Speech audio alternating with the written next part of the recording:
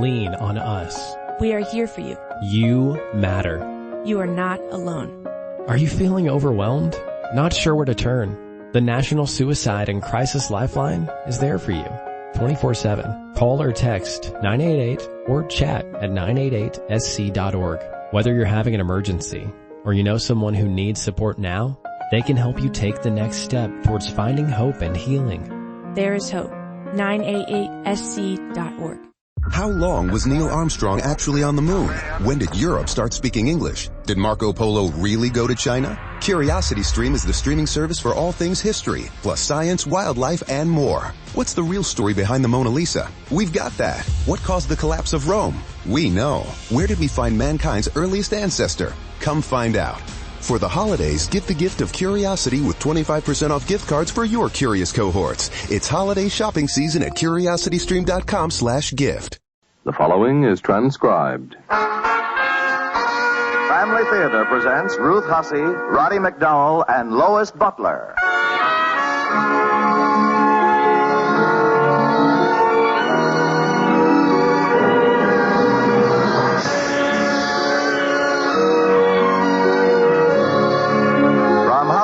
The Mutual Network, in cooperation with Family Theater, brings you a Christmas fantasy set in a framework of Christmas music. To tell you about our presentation of Charles Tazwell's classic Lullaby of Christmas, we present Ruth Hussey.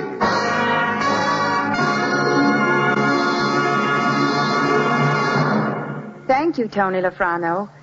You know, one of the wonderful things about Christmas is the pretty web of legend, song, and story that has grown up around it without obscuring for any of us, I hope, the truth of the matter. At another time of year, we might call the joyousness of spirit we experience an excess. But in the expansive mood that Christmas brings to everything, I'd use a more gentle word, a more generous description. Won't you agree that the right word is abundance? I think it's out of this abundance that most Christmas fantasy springs. Out of the fact that the real truth of Christmas is so wonderful, so dramatic, so quickening to the heart and to the imagination. And that leads us to Lullaby of Christmas, which Roddy McDowell is going to narrate for us.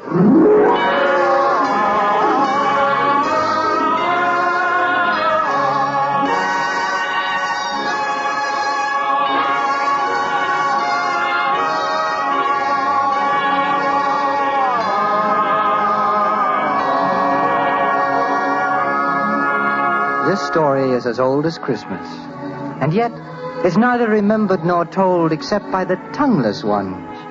The water, the wind, the rain, and the snow. By the grasses, the trees, the rocks, and the earth.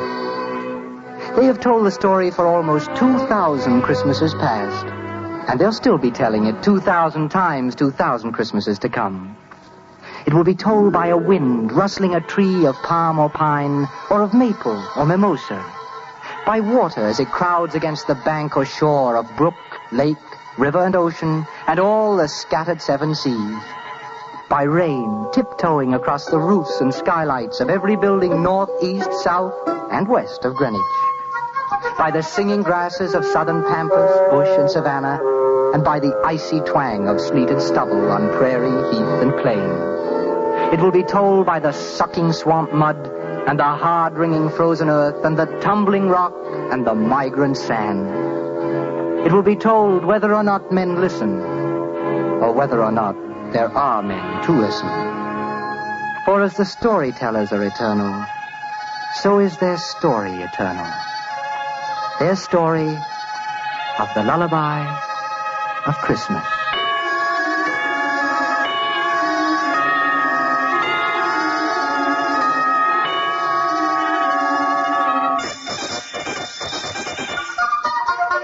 Whenever someone looked in his direction and bellowed, "Hey, you!" he came running because he was eager to please. But A.U. wasn't his name. No one knew from whence he came, or when, or how, or why. It was quite possible that he was a forlorn and useless bit of jetsam from one of the caravans that were forever appearing and disappearing like mirages, with camel bells clanging, dogs barking, and drivers howling for right of way through the narrow, crowded roadways of Bethlehem.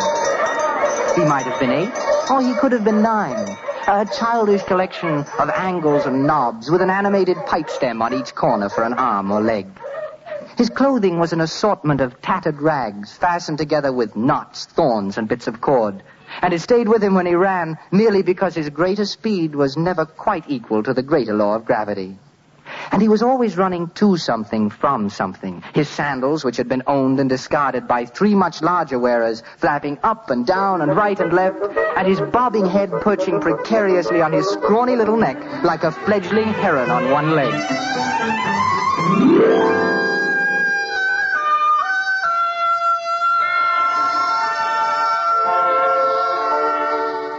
And yet, there was something about the boy that made people notice him.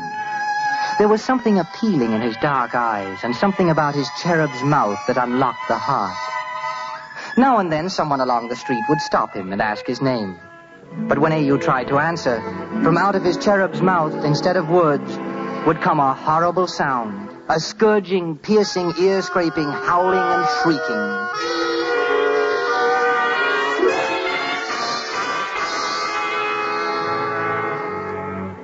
Yes, A.U. was without the gift of speech. And at night, in the stable of the inn where he made his bed, he would curl up in the fragrant hay and think of all the beautiful magic words that he would like to say. Just suppose that a miracle should take place during the night. Just suppose that he should wake up tomorrow morning and walk over to that stall and say, "Good morning, Mr. Cow." "Oh, wonderful." And then he'd run outside to the pen and call out, "Hello, Mr. Sheep." "Oh, magnificent morning." He could talk. He could say anything and everything that he wanted to say. And wouldn't the innkeeper's wife be surprised when she handed out the scraps for his breakfast and loudly and clearly he said, "I'm terrible obliged, ma'am. Just terrible obliged." And then, when he was called to do some task or errand, he could tell the innkeeper and his guests that his name wasn't A.U. Why, that wasn't any kind of name at all. It was just an easy and careless way they all had of shouting, "Hey, you!" "Hey, you!" My name isn't A.U. "Hey, don't you hear me? Hey, you!" My name's Ezekiel. But the most stupendous, overwhelming thing of all, he would be able to sing. Yes, sing as no one had ever sung before, with every word and note so clear and sweet and perfect that everyone in Bethlehem would stand rock still to listen. He would be able to sing with the other children when they played their games, and he would be able to sing right along with the foreign music maker, the one with the lyre and the tame bear who walked the roadways and sang for coins. Oh, a Babylon maiden will hasten the hours with kisses of honey and cinnamon flowers. And at night in the inn, when the roaring fire was juggling fat hot sparks in the black cavern chimney, and the innkeeper and his guests were overflowing with wine and song, he'd never need hide himself in the darkest corner in fear that they would make him join in just so that they could laugh at him. No. He'd be able to stand right by the fire and listen, because he'd be able to sing that song much better than anyone in the room. Oh, fill the bowl up to the brim, let memory blend with wine, and drink to glories of the past. And so, each night, before A.U. closed his eyes, he said a prayer for the gift of speech and song, and faithfully promised that if God saw fit to grant these great blessings to a small boy, that he would never use any words that weren't kind and gentle and reverent, and that he would never sing any songs that were not beautiful, joyful, and harmonious. Then he burrowed deep into the hay and fell asleep, warm and content in his belief that on this night God had heard him.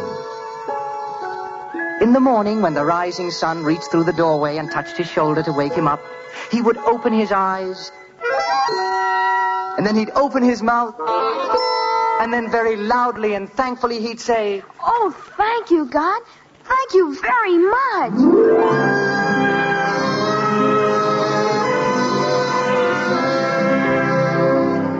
But morning after morning, God disappointed him. And finally, after months of mornings had vanished into Egypt, A.U. knew that he would always be just as he was, as inarticulate as a tumblebug, as a wood-tick, as a worm. For a few nights, A.U. cried himself to sleep in black discouragement. And then he resolved that he would never open his mouth again to make people laugh. And when his work was done, he trudged out of Bethlehem and wandered over the fields and hills. Travelers sometimes wondered when they saw his lonely little figure against the sky. And none of them knew that he really wasn't lonely at all. Why, he couldn't be lonely among friends.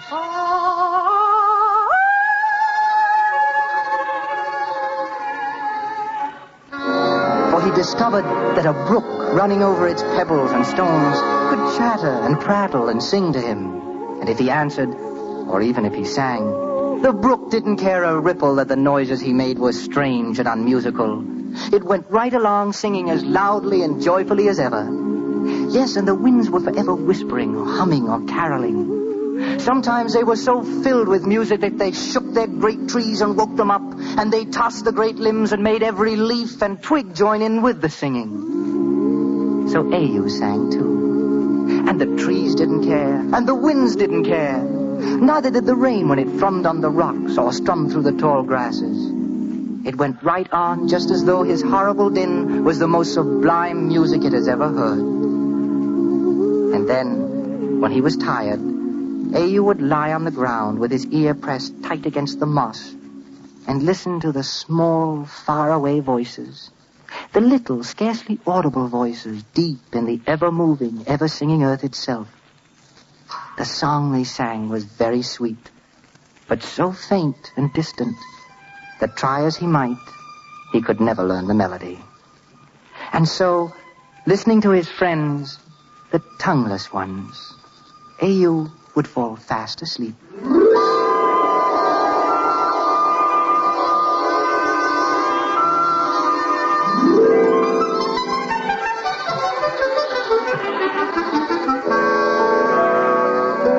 And in the days that followed, he was a little scarecrow stuffed with happiness, a standing on tiptoe happiness that was more prolific than a cottontail rabbit, an invincible, conquering happiness that could summon up more legions than the Roman emperor.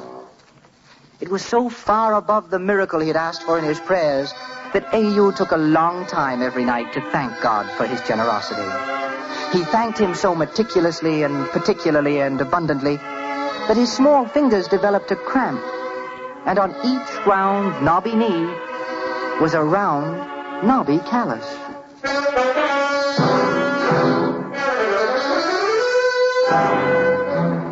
And then, without the slightest warning, coming with cockcrow as any other day, wearing the same identical colors of dawn as yesterday's beneficent morning, came the dreadful day. It was begun by the innkeeper, kicking methodically at the mound of hay where A.U. had buried himself and bawling, "Hey, you! Come on! Crawl out of there and get to work! On your feet or I'll slice out your tongue and sell it for tallow!" Then the dreadful day was helped along by the innkeeper's fat and fuming wife. At mid-morning, when A.U.'s stomach was tied in a double-bow knot with hunger, he stuck one eye around the frame of the kitchen door to let it beg for his breakfast, and the innkeeper's wife doused him with slimy dishwater and screamed, "Don't come grunting and squealing for scraps at my door when I'm busy, you miserable gutter rubbish! Get out with the rest of the swine!"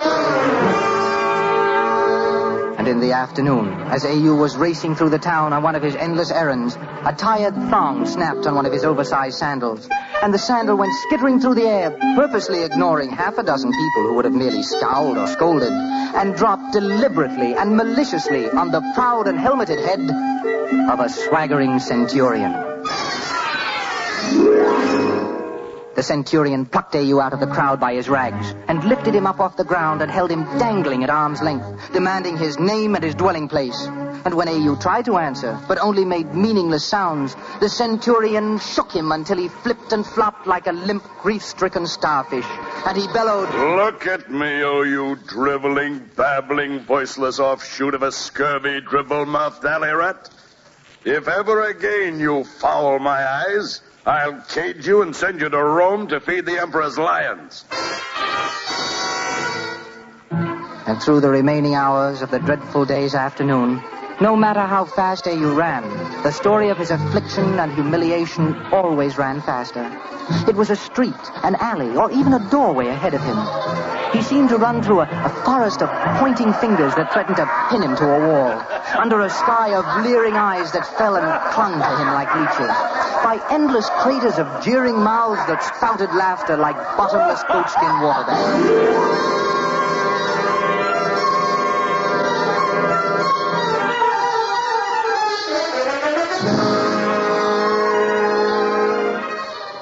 And that night, as each hour slowly yielded to an older one, and the dreadful day neared its end, A.U. was kept late at his tasks in the inn. Anyone could believe that half the known world had journeyed to Bethlehem, and the inn was so crowded that the ancient floor seemed to sag from the mass weight of weary bone and unwashed flesh. A.U. longed to bury his shame and tears in the nestling warmth of the stable hay. But his tired, trembling legs carried him about with staggering armloads of steaming bowls and slopping mugs. Feet tripped him up, hands slapped his ears to ringing, and his knees jolted his aching ribs. The one who discovered and recognized A.U. was a huge mountain of a man whose eyes rolled like quicksilver in their beds of jellied fat. One hairy paw crushed a crumb of stew from his beard, while the other fastened on A.U.'s hair and lifted him, his legs still running desperately in the air, to the tabletop. Then, in a voice that would have silenced Balaam's donkey, he brayed to the listening ears, "Hark ye, my friends! Behold this miserable insect that I have captured for your examination and amusement. But you must not laugh, my friends. You must gather close with ears agape, because this struggling thing has a wondrous golden voice never equaled on land or sea or up in heaven. Oh, yes, I swear it is true. A centurion made it chirp today, and its music was so sweet it broke my heart and made the angels weep in ecstasy. Tell me, would you like to hear it sing? My little gutter lark, let melody spout forth. Do you not hear me? Will you sing, or shall I slit your tongue like a crow's so you can speak like a human, eh? Sing, I tell you! Sing, sing!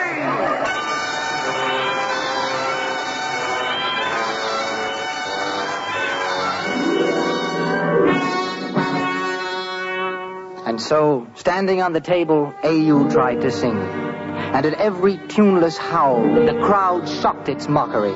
At every unmelodious screech, it roared its derision.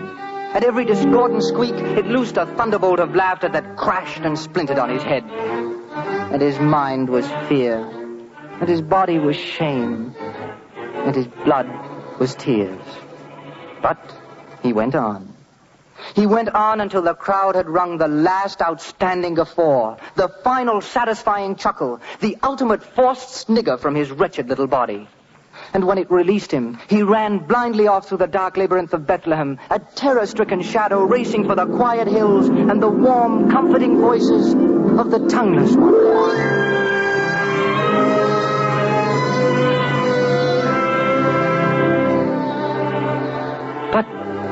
Tonight there were no voices. Even though A.U. held his breath, even though he strained his ears, he could hear no sound from the tongueless ones.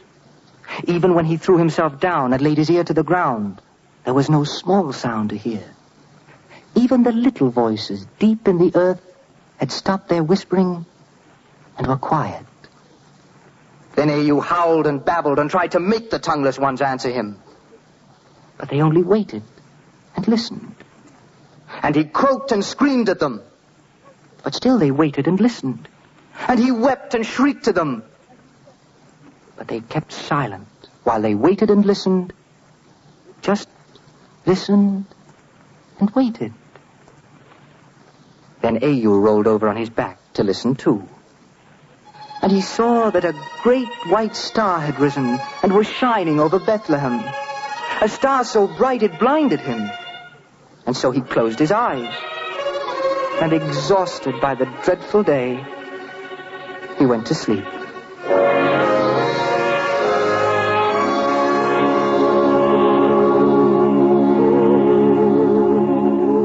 was close to morning when A.U. returned to the inn. He tiptoed across the frosty stones of the dark courtyard and crept into the stable. For a moment, his fear held him motionless. For the stable was bathed with a bright, glowing radiance that revealed every corner and straw and peg and mote of dust. And it flowed like molten sunlight over a man and a woman and a manger, where a child was cradled.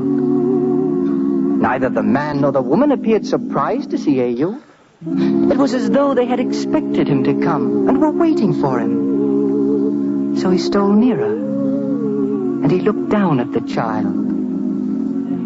And the child lifted small hands and smiled at him. Then A.U. felt that he must speak to this child, so he whispered, "Hello there." And the words he spoke were as clear and melodious as the water of the brook. Then he said, "Hello, child." And the words that came from his lips were as sweet as the winds, as perfect as each raindrop, and as soft as the long flowing grasses. Then A.U. knew why he'd been born never to speak until this moment, and why the tongueless ones of God's world of water and earth and air had all sung to him, and why tonight they had all been still and silent and waiting. Now the waiting was over. Now they were his voice and he was their song. And this was their song to the child of the manger. Close your eyes, precious one, for the world is your cradle. Close your eyes, blessed babe, while we sing you to sleep. Lullaby of Christmas, lullaby for thee. Precious eyes, sleepy eyes, close your eyes and sleep.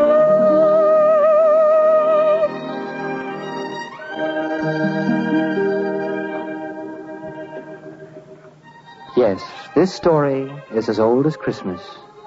And yet, it's neither remembered nor told except by the tongueless ones. The water, the wind, the rain, and the snow. The grasses, the trees, the rocks, and the earth. It will be told this Christmas by a wind rustling a tree of palm or pine, or maple or mimosa.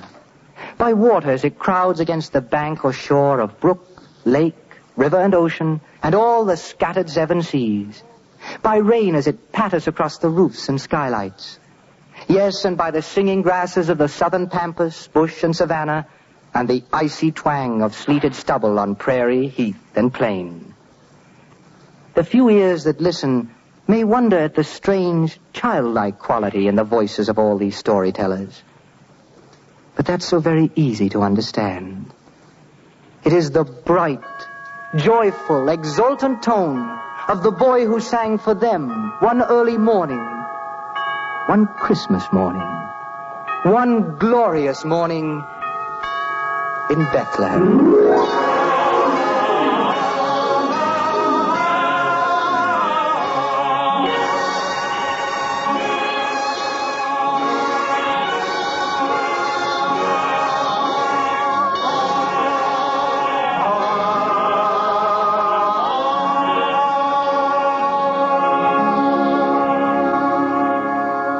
Thank you, Roddy, for steering us so imaginatively.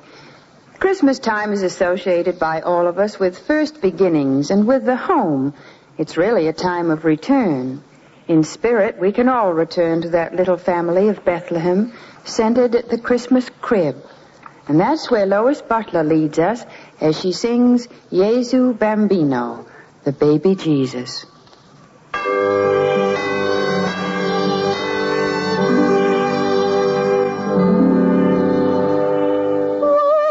When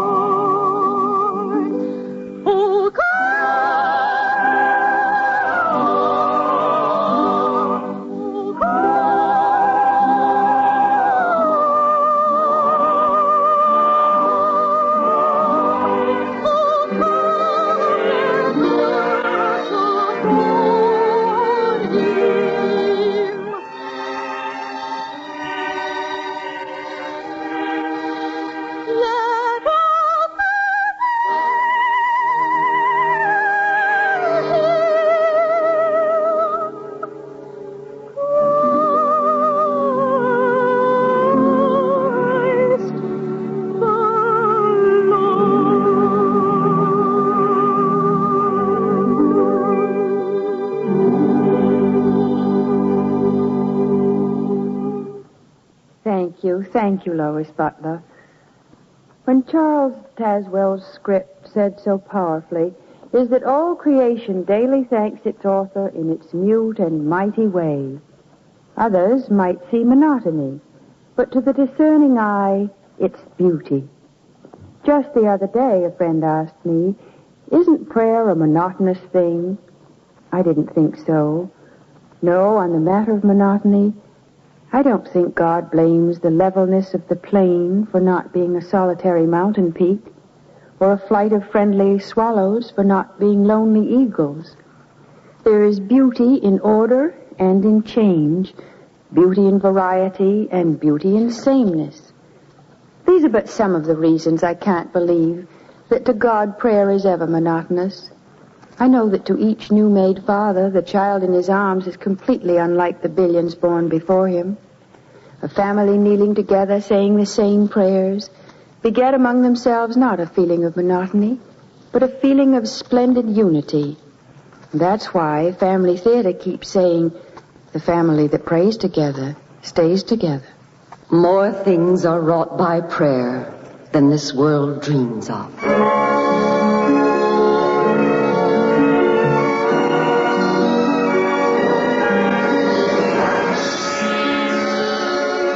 From Hollywood, Family Theater has brought you transcribed Charles Tazwell's Lullaby of Christmas, narrated by Roddy McDowell, with Ruth Hussey as hostess. Our soloist was Lois Butler. Others in our cast were Michael Edwards, Ted DeCorsia, Irene Tedrow, and Bill Johnstone. Music was composed and conducted by Harry Zimmerman. Family Theater's director was Joseph F. Mansfield. This is Tony Lofrano expressing the wish of Family Theater that the blessing of God may be upon you and your home, and inviting you to be with us next Sunday at 9 p.m. Eastern Standard Time over most of these stations, when Family Theater will present our special Christmas program, The Joyful Hour, starring Licia Albanese, Ann Blythe, McDonald Carey, Jeff Chandler, Gene Cagney, Bing Crosby, Bobby Driscoll, Jimmy Durante, June Haver, Ruth Hussey, William Ludvigan, Pat O'Brien, Rod O'Connor, Maureen O'Hara, Maureen O'Sullivan, Gigi Perot, Lanny Ross, Robert Ryan, and Leonard Warren. And next week, Family Theater will present Star of Wonder, starring Pat O'Brien. Join us, won't you? This is the Mutual Broadcasting System.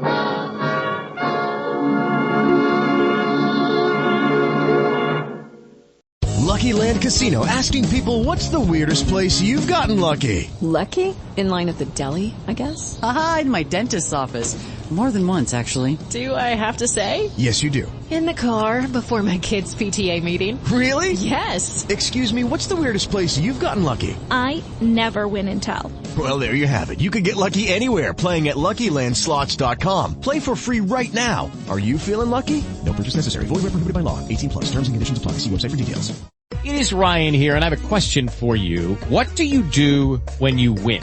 Like, are you a fist pumper, a woo-hooer, a hand clapper, a high-fiver? I kind of like the high-five, but if you want to hone in on those winning moves, check out Chumba Casino. At ChumbaCasino.com, choose from hundreds of social casino-style games for your chance to redeem serious cash prizes. There are new game releases weekly, plus free daily bonuses, so don't wait. Start having the most fun ever at ChumbaCasino.com. No purchase necessary. VGW Group. Void where prohibited by law. See terms and conditions. 18+.